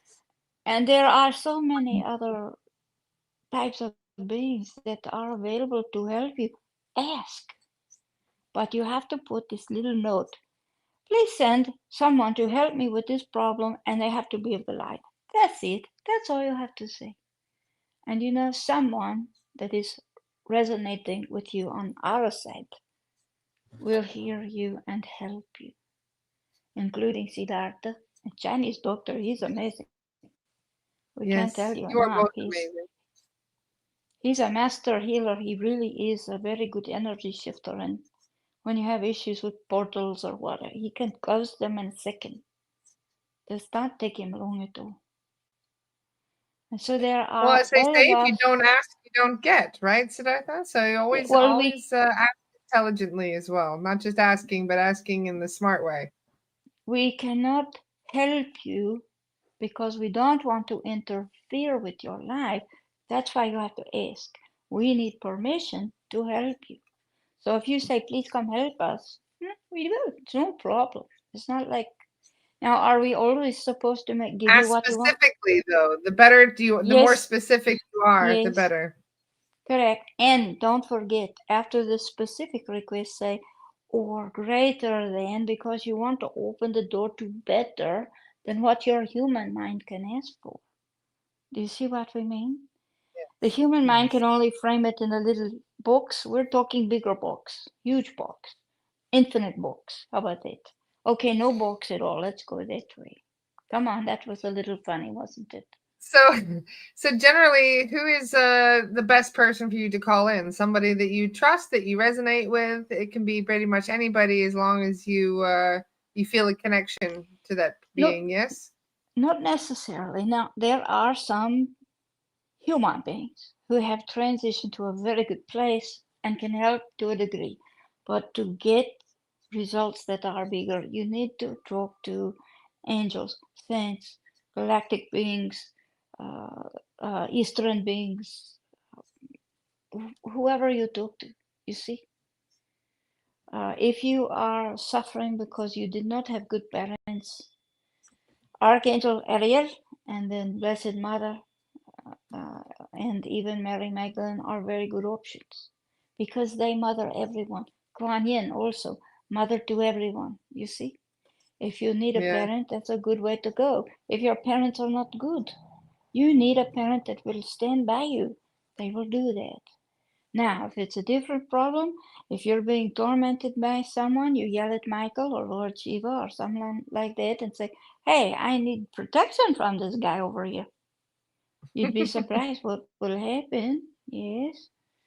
And Lord Shiva is less polite than Michael, let's just put it that way. But you have to be careful with him. He likes to make sure he's on the right side of things, if you know what we mean. Yes. And then, Ganesha, he can open doors for people that say, look, I've got this project. Remover of obstacles. Yes. Or I can't get out of this marriage. Help me do it, please. He'll help you. He would love to help you. And you can't stop an elephant from getting in a house, can you? You know that. No, you can't. You can't keep them out of your swimming pool. You can't keep them out of your garage. If they decide they're coming in, they come right in, no problem. Well, he's like that too. So there are many that can help you. What do you think of that? Thank you, Siddhartha. Well, speaking of just asking, do you mind if we do a healing meditation today for everybody watching? I think the collective could really use it.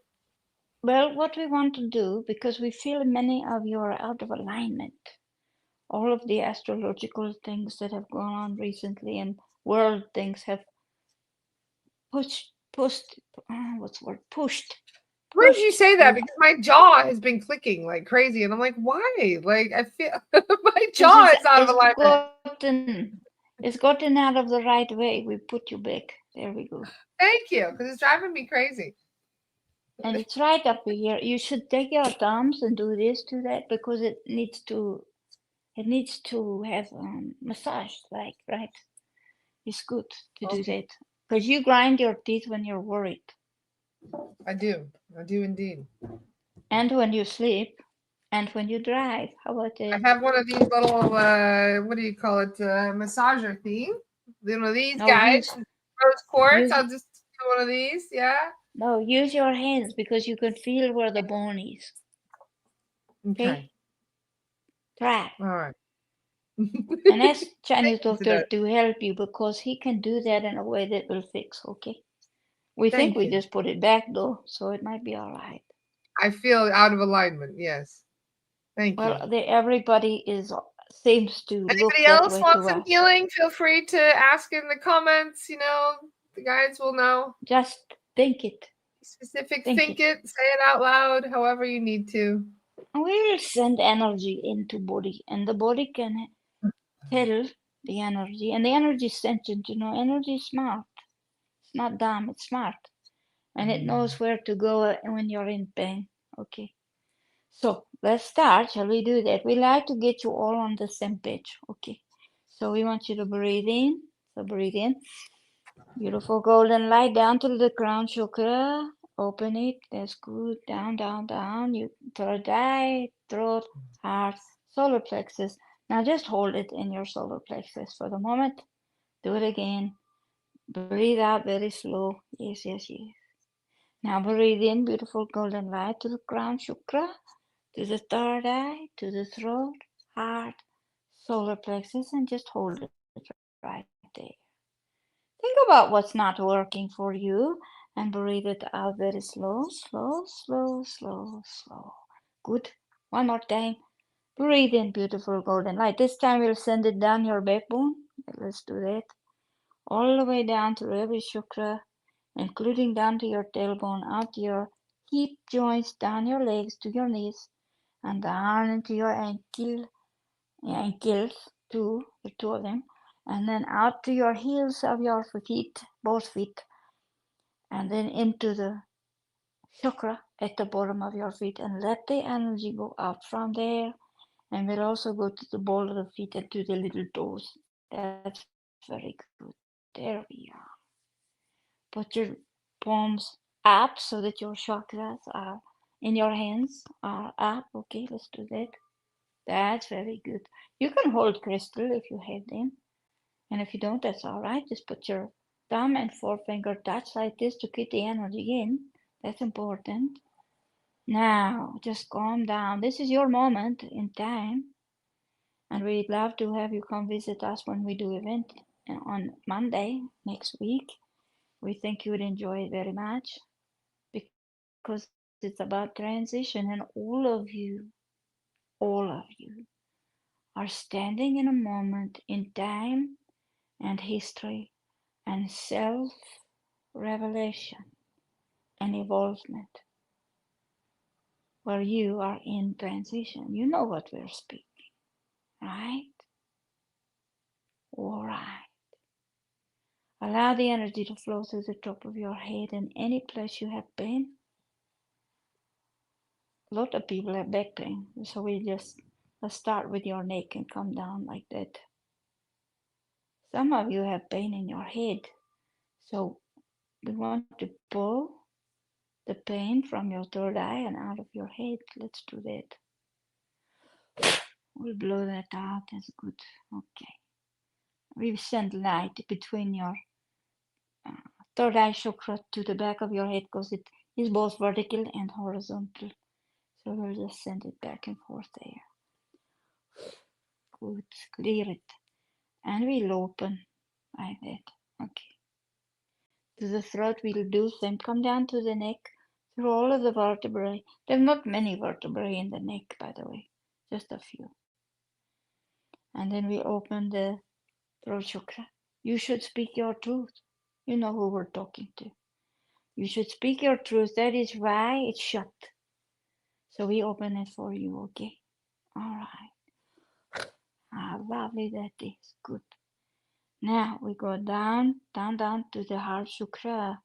This is such an important chakra because you feel grief and pain and suffering and loss, lack of confidence. There's so many things that you carry in your heart. Guilt, that's another one, that you don't carry other places. And you forget that you also carry joy and happiness and excitement and enthusiasm, and all of those kind of emotions also stay in the heart. Now, fear, anxiety, stress, solar plexus. Have you ever heard a person say, "Oh, that just hit me in the gut what they said"? It's because it did. It energetically hit you right in the solar plexus. That is not to say that anger and uh, uh, as other types of upset. Anger is one, and fear is really another one. There's another emotion that's worse than those two. Those two are not bad emotion because they keep you alive, physically alive when you're under attack. Your fear that you will transition and your anger that you're being attacked will jump out and protect you physically if you're under physical attack. So you don't want to lose that. So what you do is you say, I want to keep what will keep me alive, and I want to release everything that I'm no longer using, that is no longer important, and does not no longer serve me right now, today, in this moment. Every other fear and anger go away. So we're going to clap and clear that. We'll just clear it. There we go. And we'll go back up to the heart in a minute. We did not forget it. Let's clear that. Now let's go back to the heart. And what we want you to do is release your guilt and your grief. They don't really serve you. And if you're grieving for a human being or your pet, it doesn't serve you to grieve because it holds that spirit here. You don't want to do that. So we're going to clap so you can release your all of the feelings like this that you are holding: grief, guilt, upset, suffering. Lack of confidence is not a happy thing. And anything else, any insight you have about yourself, you can include that right here. So now we're going to sort of wrap it up, okay? And we will clear it. 1, 2, 3. There we go. Let's do that. There, much better. Yeah, we opened that too. And we clear the solar plexus. 1, 2, 3. And we will pull that. Lot of fear there. You don't have to live with it. Let go of it. It does not help you unless it's keeping you alive. That's the only thing. Same thing with anger. Now, hatred really serves no purpose and hurts only you, not the person or thing that you don't like, okay? So let's get rid of that if we can do, okay? See it as a black cloud right in your solar plexus. We're going to clap and you are going to blow it out on the count of 3. So let's try. Can you see it in your solar plexus? Let's clear it up, okay? 1, 2, 3. Out. Good, we like that. And it's in your backbone, so we'll clear that out too. That's no good. All right, now down to your, well, let's include the dantian, which is right where your belly button is. Most people don't talk about that. It's a different system than chakra. But we like the dantian because it's a light. It's a light that makes you the light that you are. So just see yourself like lighting your little flame, your little, what do they call it, wick that you're down the end. Can you see it? It's like a candle, isn't it? In the night, make it bigger. That's nice. Now we'll leave that going and we'll go to sacral chakra. They call it sacral because it's lined up with your what's that called? Your like where your sciatic nerve is. It's lined up with that bone at your tailbone. And it's also called that because it is a sacred spot in the body.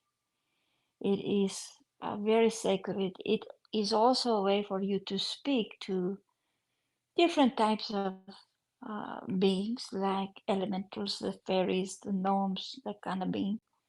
And sometimes it will help you connect also to Earth to have conversation with Mother Gaia. Never forget her, okay? And so let's clear her. We're going to think if you have any kind of trauma there, please release it now. You don't need to keep it. So we'll go 1, 2, 3. Much better. And we open it. Front to back. All right. Good. Now we go down to root. Root is so important. It keeps you grounded to the earth. And you want to stay grounded to the earth because otherwise it's hard for you to stay in your body. Many of you. So let's look at root chakra, and we're going to, let's try to first open it. Okay, let's do that. Okay, that's better. Now let's clear it. 1, 2, 3. All right. Good. All right. Now you should feel energy there. Let it go up into your hip girdle, down your thigh, right? Both of them, into both knees. We'll clear one knee. Do that. And we'll clear the other knee. We'll do that.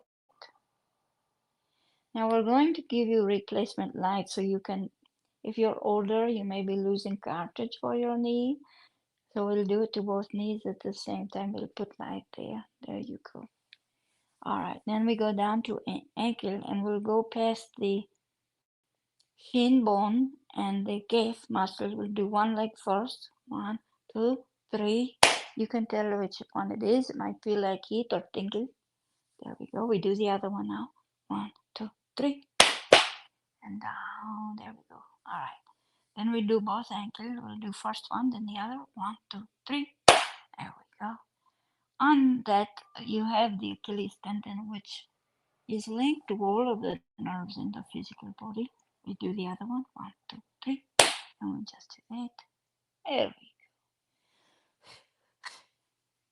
go. All right. All right. That's great. Good. Into the heel and out the bottom of the feet. We open one chakra and the other chakra. And you may feel tingle, heat. We don't know how you feel energetic, but if you pay attention, you'll feel something. And then out to the ball of the feet, and then pinky toes, little fourth toe, little third toe, little second toe, and big toe. There we go. And if you're having bone issues, we'll help you with it too. There we go. Now, let's take one more second here. From the top of your head, you are connected to what is divine source energy, okay? Feel it coming down through the top of your head. And it goes all the way down your spine. It comes down your shoulders to your elbows. Let's clear them. 1 and the other. 2, and we'll do that. And we'll give you extra support there with light if we don't mind. And then down to your wrist. 1, 2, 3. 1, 2, 3. And we will clear the wrist. Many of you hold your phone so much it makes it painful for your wrist, okay? Some of you have arthritis, different things. Let's do your thumb, up your thumb, into the index fingers, then to the middle fingers, your ring fingers, and then your pinky finger. And now we open the chakra in your hand. We'll do left and right. 1, 2, 3. Left. There you go. You'll feel it. You'll feel the energy get bigger. You'll feel it. There you go. And then we do the right one. 1, 2, 3. And we do that. There we go. Ah, good. Now sit with your palms up. You don't want to shut that chakra. Okay. You want to leave it open. Now we are nice and clear. If there is, take a breath, very slow, and feel your body. Where do you have pain? We feel, yes, we feel that. So feel it also in your jaw, like with Lara. You are, yes, you are used to grinding teeth, all of you are. So let's just clear that joint for you. We'll just do that. There we go. And the neck and the head, everything. So your circulatory system, your muscles, ligaments, tendons, see the light going to all of those things. If you have pain in a certain spot or location in your body, let the light go there. Tell it to go there. It will do that, okay? Yes, you are feeling lighter. It's true. That is correct. Good. All right. Can you feel your light and your dantian getting bigger?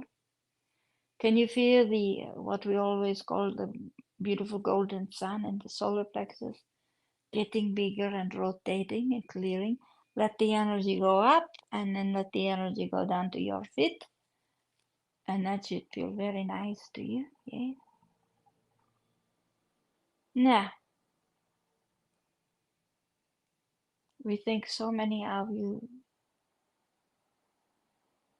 love the earth in such a way, even when you don't know what to do with it or how to get outside.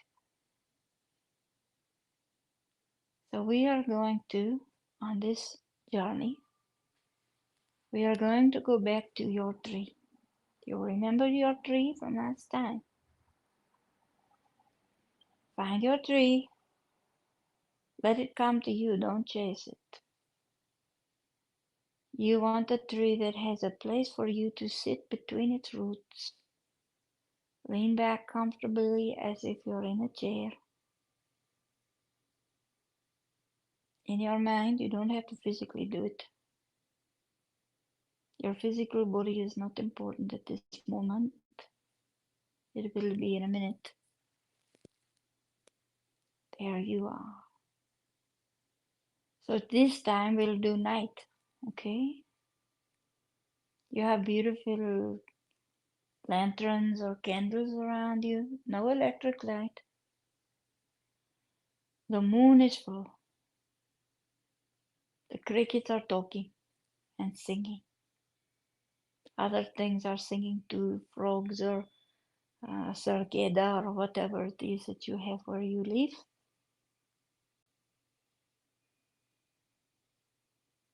See where you're at. You can be in the desert, you can be in the forest, you can be in a nice grassy field, whatever you want to. You could be on the edge of a lake if you like water. You look up, the stars are shining, and aren't they beautiful? You are connected to that, to the universe, to the cosmos. Ask the energy from the light beings in the cosmos, who we will promise you are all good, not bad. No bad. They cannot deal with Siddhartha. So all this light will come down through the top of your head. Divine source energy, masters of light, and allow it to go through your whole body. If you're in pain, it should clear some things up for you, whether it's in your bones or your blood vessels or your muscles or whatever. You will feel it in your head. Yes, if you have headaches, let it go. There's no point in having it. Good.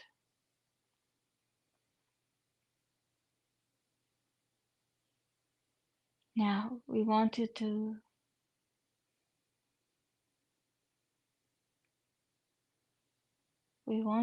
pull yourself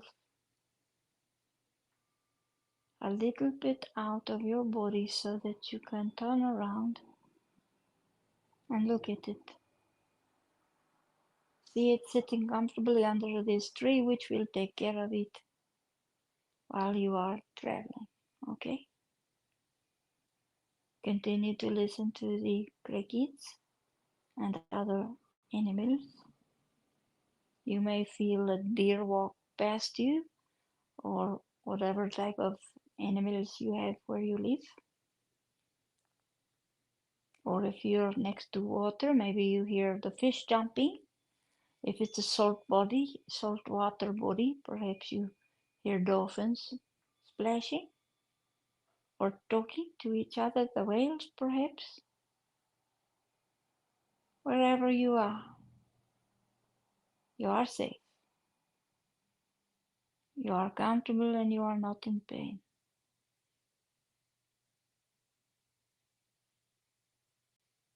Become part of that tree. Let it heal you. And with your essence, your beingness, your soul, start to float upward, away from your body. Do you see the golden cord You might or you might not. Either way is fine. See yourself as you rise up into the sky. Good. You pass all of the clouds, if there are any. If there are none, you're looking at Earth. Don't look too closely. You might be afraid of heights, so don't look down. You don't need to look up. Now allow yourself to travel to a place, a planet, a star, something that you are familiar with, the moon even, or the sun.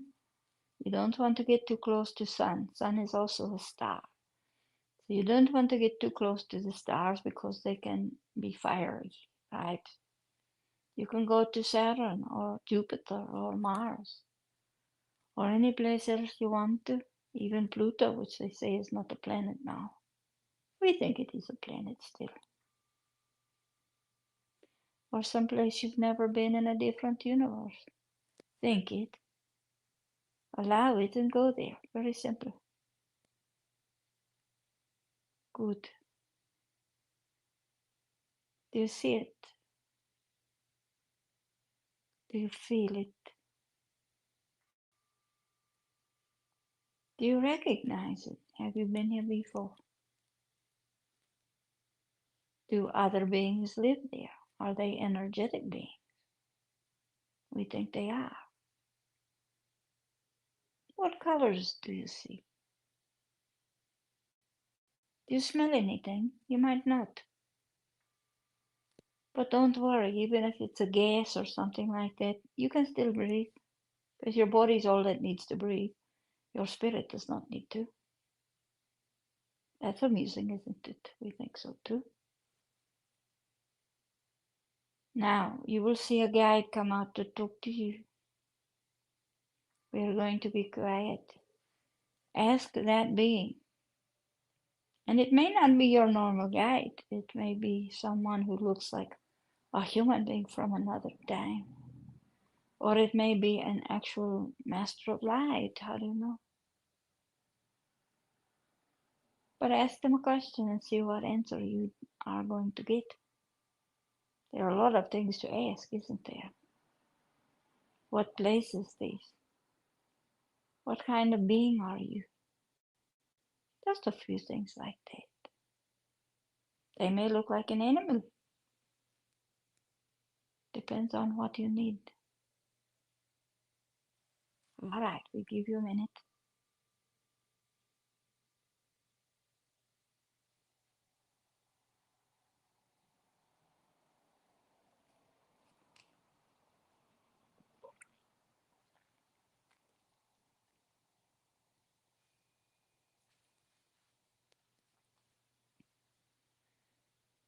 Oh, that was wonderful, Siddhartha. Thank you.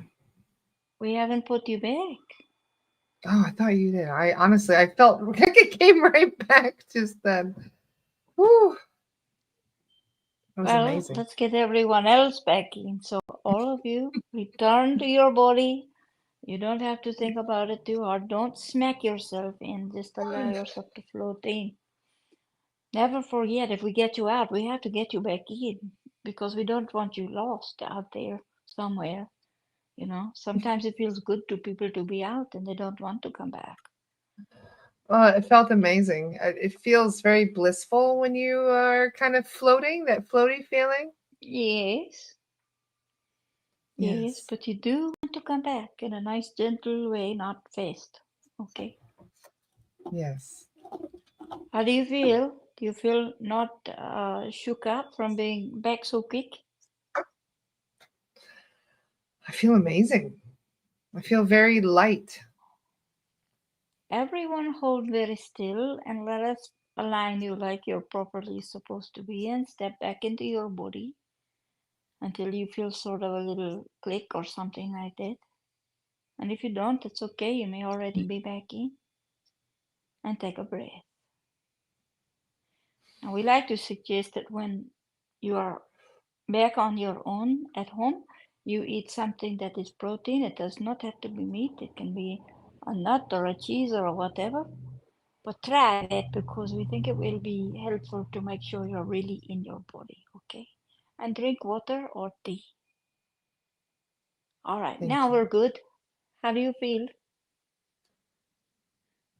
Whew, How does I your feel how amazing. does your how does your jaw feel? It's actually much better. Thank you. Is it Funnily clicking enough, or no click? Click or no click? very lightly, but not as bad as it was. So Do it healing is a again process. tonight I'm when aware. I'll do more do it to, massaging for it, Siddhartha. Thank you. you're welcome. All right. Anything else we can do for you? We want you to come, all of you to come to this. I will always come to your events. They are the highlight of my month. We I'm are going to so share the glad to link hear for that. everybody. I do the best I can. You know, it's hard to be everywhere all at once. I'm not like Yeshua. Well, we actually think it would be quite good to even listen to the recording because that you do it in your home and at your own pace and in your own comfort, and it's nice. You just can't ask questions that you might ask Siddhartha if you were live. But we know people work, they have to do things, etc., etc. This one, notice the time is 2 o'clock, not 1, and that's because the actual moment of the equinox is at 2:19. And we are hoping that by 2:19 we have you in a state of bliss already so that Wonderful. Thank you you so can make much. wish. You're welcome. Annie, yes, Okay, it will be shall on we? Zoom. So if you sign up on that link, you'll be given a Zoom link to be able to attend. And if you You'll cannot, you get the get a recording. recording, so you can't miss it if you don't want to. And Thank we'd you so like to much for thank everything, Siddhartha. And many thanks to Chinese Doctor and all the others who assisted with our healing and rebalancing. We're very grateful. Always an honor to speak with you. you're very welcome. Today was quite interesting, we think. It was All indeed. right. Yes. Great So conversation. Thank you. you're welcome, and we'll say we wish for you what you wish for yourself, because it is our gift to you. And we do hear you. Don't think we never hear you. We hear you. Trust that. And Om Mani Padme Hum, that is our mantra. It means we honor the jewel in the lotus, or we see the divine in you. You also see in yourselves, and that is not different, believe it or not. And so we say to you, we are wishing you love and acceptance and kindness and gentleness and compassion in every possible way. And whatever you need will come to you as you need it. Do ask, that does not hurt. And we honor you today as you have honored us with your presence here, and we thank you for being who you are. The being that you are is beautiful. Trust that too. So we thank you, and we say to you, thank you to Laura to have us on today, and we say namaste. Thank you, Siddhartha. Namaste.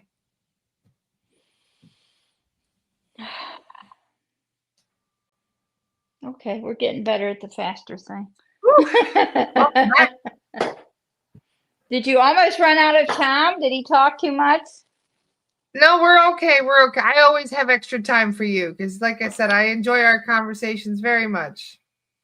I'm glad to know that. He's glad too. He I'm likes to do excited this. about the Equinox chat. This is going to be a lot of fun. So make sure you guys join us. That will be Monday, the 22nd at 2 p.m. Eastern Time. The tuition is $33, worth every penny. So make sure that you guys come. You'll get the recording, and you'll be able to listen as many times as you like. And hear different Thank you so things, much. he says. He's saying, and you will hear different things. That's what he's saying in my ear. He always keeps it different and unique for every one of our experiences with him. So it's always a good time. Including this meditation today. That was an incredible meditation just now. I can't figure out how it's always different with him. I don't know how he does it. I don't know how he goes there. It's like I get he's a been visual meditating for thousands of years or something, you know? Yeah, it could be that. Yeah, who would know? Yes. Absolutely. I can drop a link. There you go. Kat would like to come. Yes, Kat, would love to see you there. There's the link.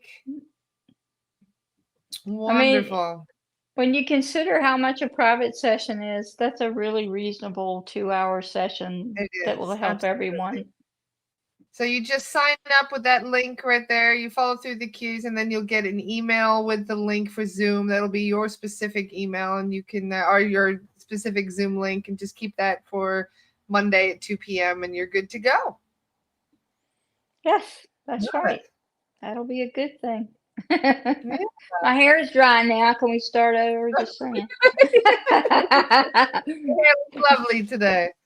That was a wonderful experience. Honestly, I absolutely love it. And I feel like a new person this past couple weeks. And every time we do one of these meditations, I feel like I'm coming back to myself in a way. It's hard to explain. I get it. It is hard to explain it with words, but I do get it. I understand. It's your real self that you're coming back to. Did anybody see anything unique during the meditation? What did you guys see? It was funny at the end there. I was just seeing who had a message for me. I've been hanging out with Yeshua quite a bit the last few days. And Yeshua, I think, popped in, but he does this thing now where he doesn't, I don't see him as like the typical Yeshua. There's like this.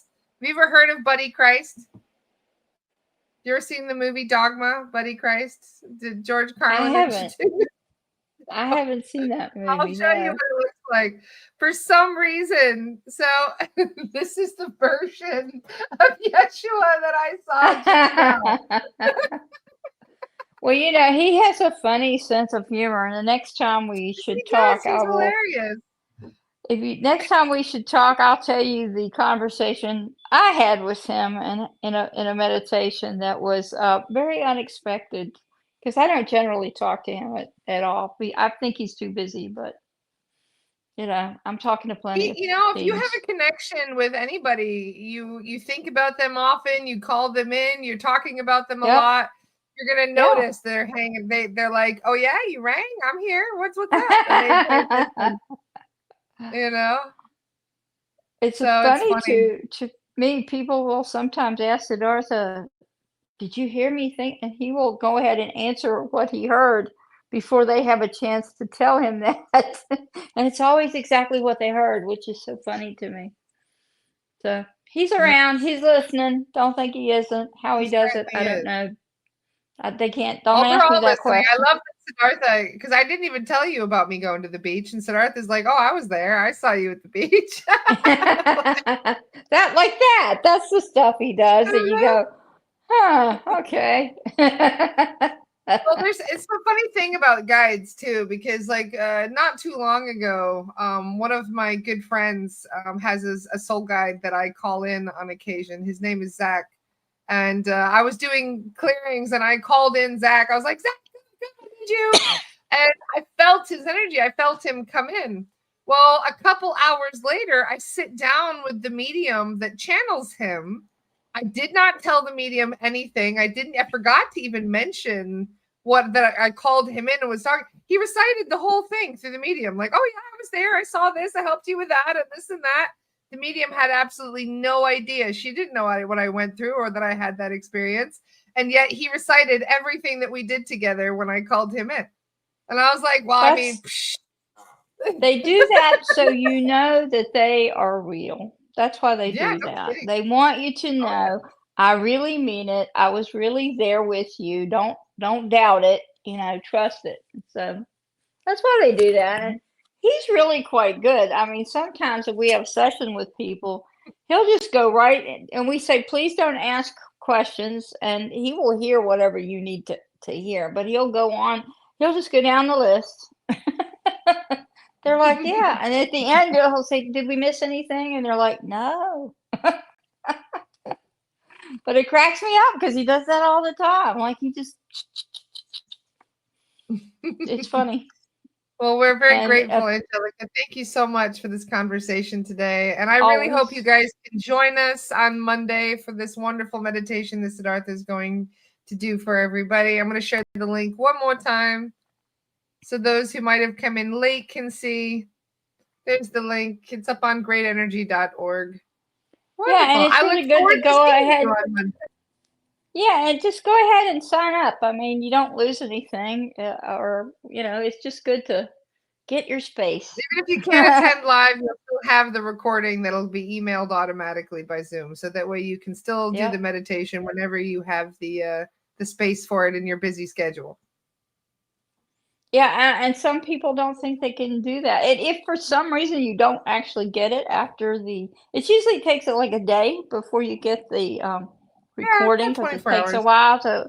But if you don't get it within 2 days, you might want to just check in, make sure that you have it, and please, please, please check your spam. People forget that little spam thing, but please check your spam. Yeah. Wonderful. Well, Leo is being surprisingly quiet now. He was howling a little bit at Siddhartha earlier. He gave up. Make sure that Leo a snack now. Yeah, he gave up, so I'll have to go feed him now. Usually Siddhartha will say, "Cat, what do you want, Cat?" And of course, he's hungry. He knows what he wants. We all know what he wants. He never gets that though. With him, he never gets it. Now he'll harass me unmercifully, but he doesn't do that with him. He comes, he leaves, he waits. And I think that is so funny, because with me, he'll jump over my head. He will run around in a circle around me. I mean, he's the most obnoxious creature ever when he really wants some food.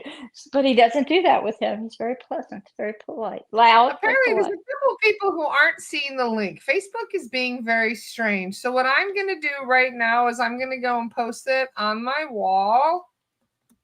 Good idea. There we go. There we go. I'm going to share it right now. This will be up on the wall. So you guys can access it right on the Facebook page. It's up right now. I just posted it. So if you can't find it here, just refresh my page and you'll see it. You're the third creator I've heard having trouble with Facebook reposting stuff that they're putting up. Yeah, they don't want us doing free promotions, Angelica, so they make us have a hard time with that. But it's on my wall, so if you go and refresh Astral Exploration with Lara Star, you'll see it at the top of the page, and you can sign up that way. Make it easy for you guys. That's wonderful. Cool. Well, I have to go chase beasties now, so I'll go and make some company doing that. It's the highlight of my day, personally. I love what I do, right? You know what they say? You never work a day in your life if you love what you do. Because it's not work then, that's why. Exactly. I love it very much. Just like I love you, Angelica. Have a wonderful day. I'll see you Monday. All right. Bye, everybody. See you tomorrow. Take care. Bye, everyone.